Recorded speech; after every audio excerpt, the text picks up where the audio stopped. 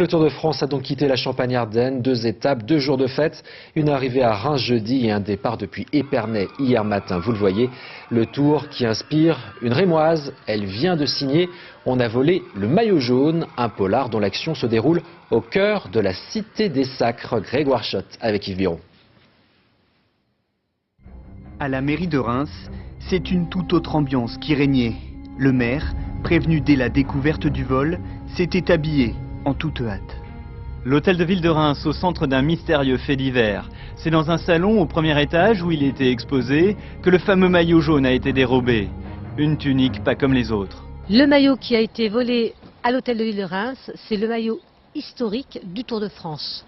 J'entendais par là le tout premier maillot jaune de l'histoire du Tour de France, qui fut porté en 1919 par Eugène Christophe lorsqu'il a remporté la 11e étape du Tour à Grenoble. Pour son roman, l'écrivain s'est inspiré de l'histoire, mais aussi de l'actualité. L'action se déroule en effet en 2014. Le délit survient le jour du passage du Tour dans la cité des Sacres. Je voulais faire partir mon personnage et mon histoire de Reims. Il s'est avéré que le Tour de France passe à Reims, j'en suis même très contente. Et bien entendu, pour le reste, effectivement, je suis le parcours.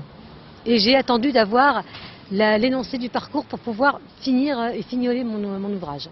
Déjà auteur d'un premier polar, Laura de Bigot de Cazeneuve renouvelle le genre, mais change de thème.